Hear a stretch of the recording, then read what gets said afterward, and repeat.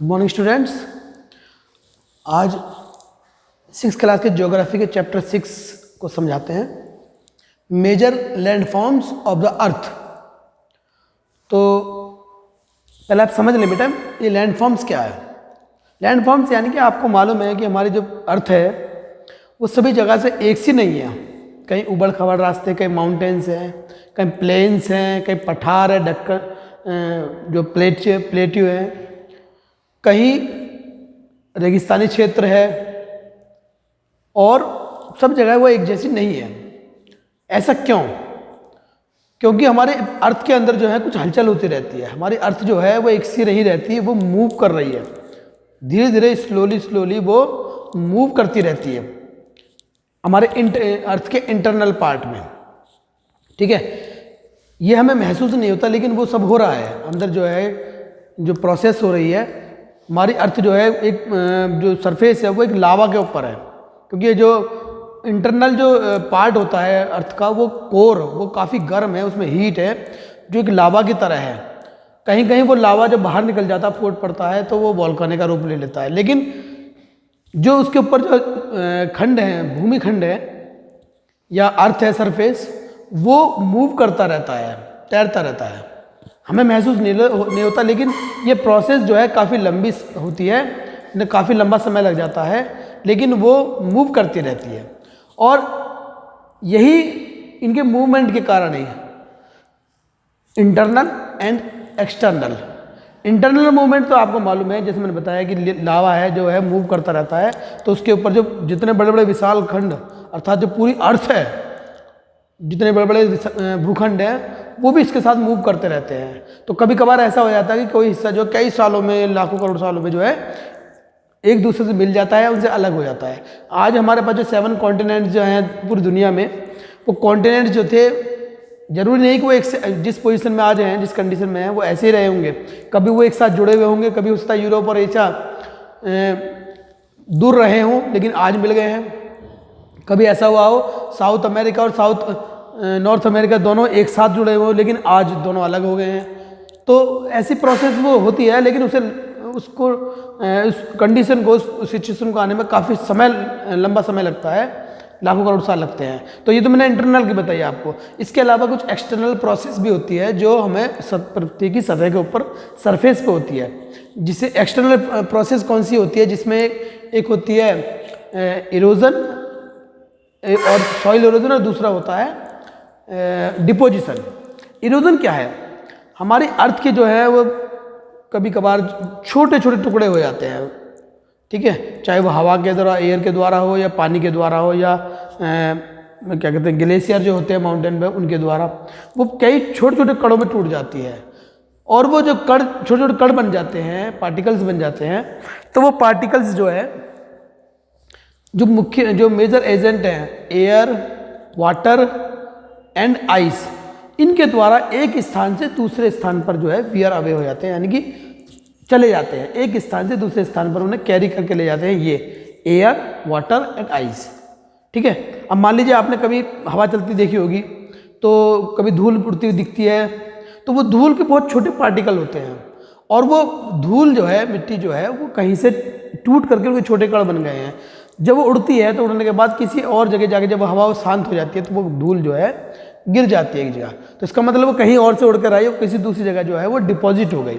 Deposit होने के बाद अब ये प्रोसेस कोई आपकी नहीं है, काफ़ी लंबा समय लगता है इसमें।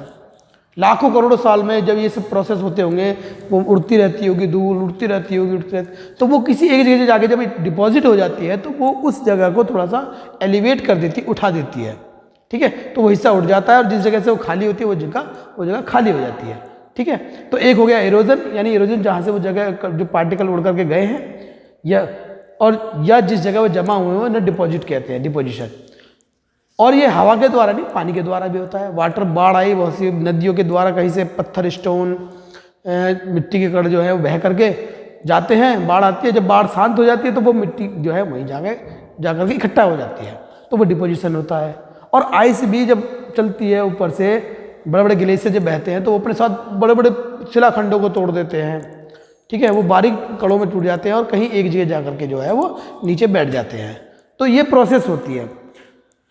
इन प्रोसेस के द्वारा अर्थ की जो है बनावट वो अलग अलग जगह पर अलग अलग होती है।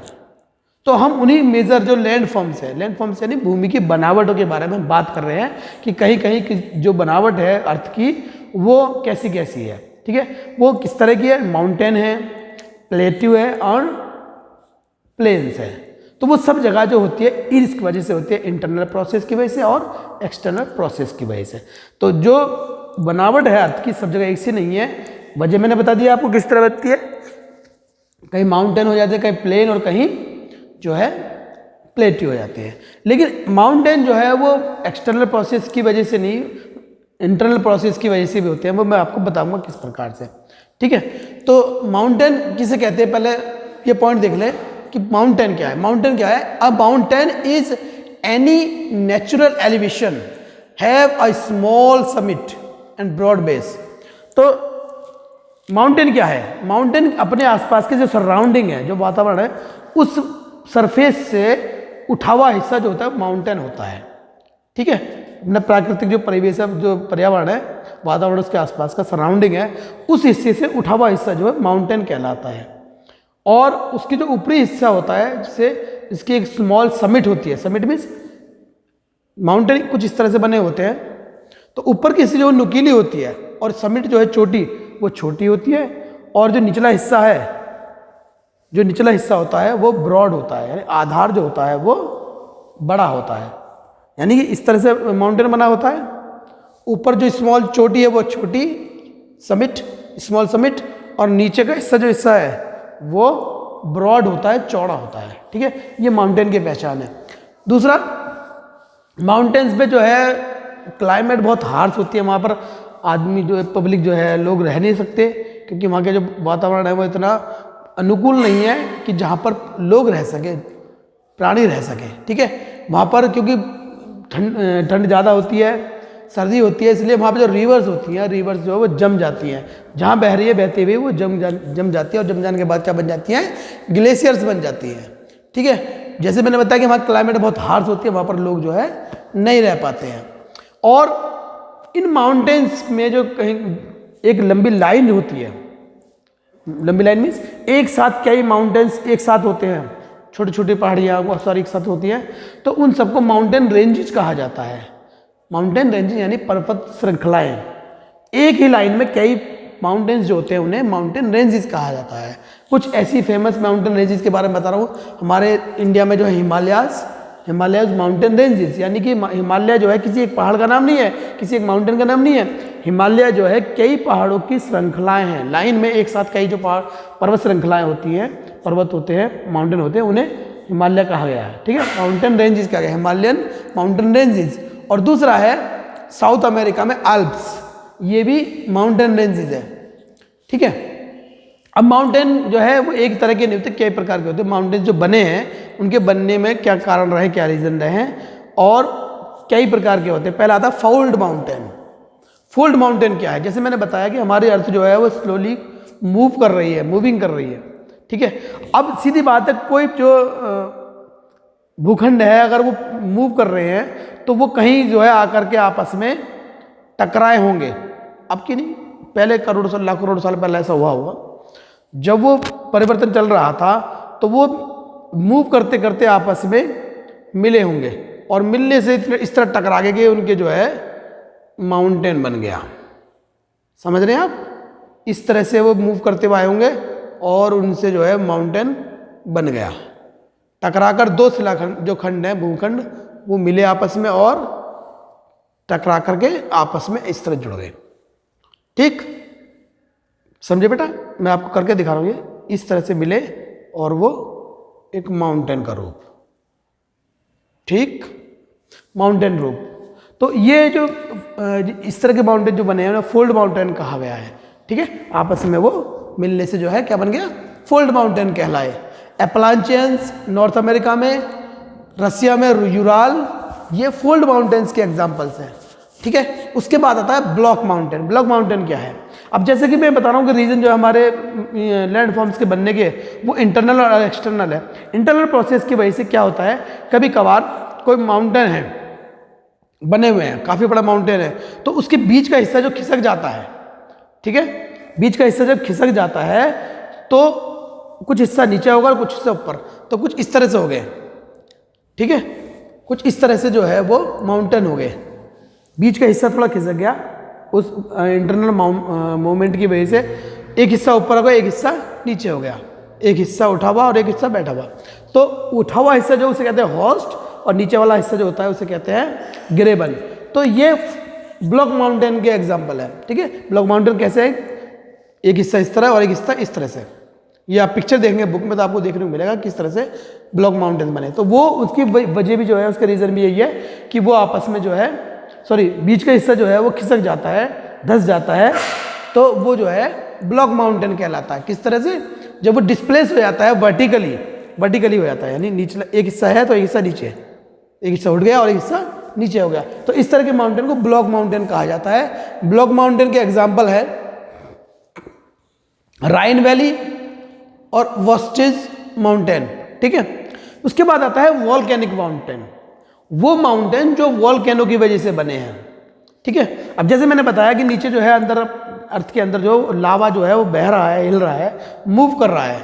अब कहीं कहीं वो लावा जो है बहुत ज़्यादा मात्रा में जब बढ़ जाता है, उसका प्रेशर इतना ज़्यादा हो जाता है कि वो फूट निकलता है किसी एक जगह से, उसका जो द्वार होता है, मुख द्वार, उस जगह से वो निकलने लगता है। अब वो निकल रहा है, निकलते हुए वो जिस हिस्से से निकल रहा है, इस पर्वत से निकल रहा है, निकलने के बाद वो इधर ही बह रहा है, ठीक है। लावा इस माउंटेन से अगर निकल रहा है ऊपर से, तो शुरुआत में तो नीचे था वो, लेकिन जब निकलना शुरू होता है तो इधर को बह गया, इधर हो गया, इधर हो गया, इधर हो गया, इधर हो गया, इधर हो गया, तो वो पहाड़ की चोटी बनती जा रही है। जब वो लावा ठंडा हो जाता है, ठंडा होने के बाद वो ठोस हो जाता है, इतना ठोस कि वो पहाड़ का आकार ले लेता है, ठीक है। इधर से बहा, इधर से बहा, परत उठ गई, इधर से बहा, इधर से, वो धीरे धीरे उसकी परत जो है उठती चली जाती है, तो उसे हम कहते हैं वॉल्केनिक माउंटेन, ठीक है। ऐसे जो एग्जाम्पल है वॉल्केनिक माउंटेन के, उसमें माउंट किलिमंजारो जो अफ्रीका में है और माउंट फ्यूजियामा जो जापान में है, ये वॉल्केनिक माउंटेन के एग्जाम्पल है, ठीक। तो ये मैंने आपको बता दिया। अब माउंटेन जो है उनके कुछ लाभ भी है, फायदे भी हैं। माउंटेन के क्या फायदे हैं, ये यूज़ भी है। ऐसा नहीं कि माउंटेन पे पब्लिक लोग नहीं रहते तो कुछ का यूज़ नहीं है, यूज़ भी है। वो स्टोर हाउस होते हैं वाटर के, पानी के जो है जो स्टोर हाउस कहा जाता है माउंटेन। क्यों, क्योंकि जो रिवर बहती है उस पर अगर आप डैम बनाते हैं, डैम बनने के बाद पानी को रोक दिया जाता है डैम के द्वारा, और वो जो बड़े बड़े जलाशय बन जाते हैं जिनसे कि सिंचाई करने के लिए, पानी सप्लाई करने के लिए शहर में, सिटी के लिए, ठीक है। और दूसरा जो है उनके द्वारा जो है इलेक्ट्रिसिटी भी बनाई जाती है, हाइड्रो इलेक्ट्रिसिटी कहा जाता है, वो पानी से बनाई जाती है। कैसे बनाई जाती है 7th क्लास में आप लोग पढ़ेंगे, लेकिन मैं फिर भी आपको थोड़ा सा बता देता हूँ कैसे बनती है। जब पानी बहता है तो पानी का बहाव इतना ज़्यादा होता है, बड़े बड़े झरने जो ऊपर से डैम से पानी नीचे गिरता है बेटा, तो उसका प्रेशर बहुत ज़्यादा होता है, इतना ज़्यादा कि मतलब किसी की मृत्यु हो जाए यदि किसी के ऊपर वो गिरे।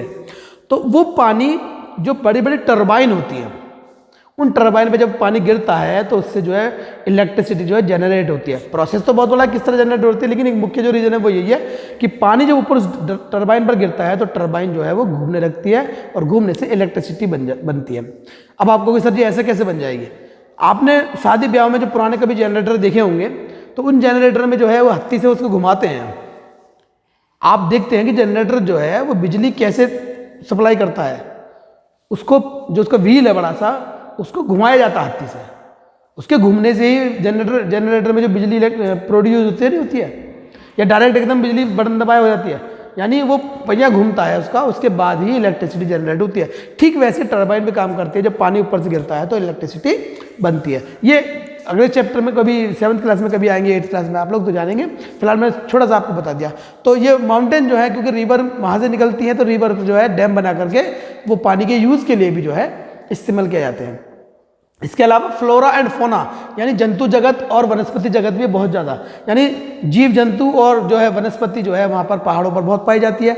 हर्ब्स पाई जाती है, दवाइयाँ मेडिकल के लिए, ठीक है, ये सारी चीज़ें वहाँ से मिलती है। फिर फ्यूल जलाने के लकड़ियाँ भी जंगलों से वहाँ से प्राप्त होती है, जंगलों से, जंगल जो है वो पहाड़ों पर होते हैं, ठीक। और पशुओं के लिए चारा भी मिलता है, गोंद जो होती है, गोंद जो है पेड़ों से प्राप्त होती है, वो पेड़ भी जंगलों में और जंगल जो है पहाड़ों पर होते हैं। इसके अलावा टूरिस्ट के लिए जो है, जो लोग घूमने जाते हैं उनके लिए भी एक आइडल साइट होती है, वहाँ पर लोग जो है घूमने के लिए जा सकते हैं माउंटेन पर।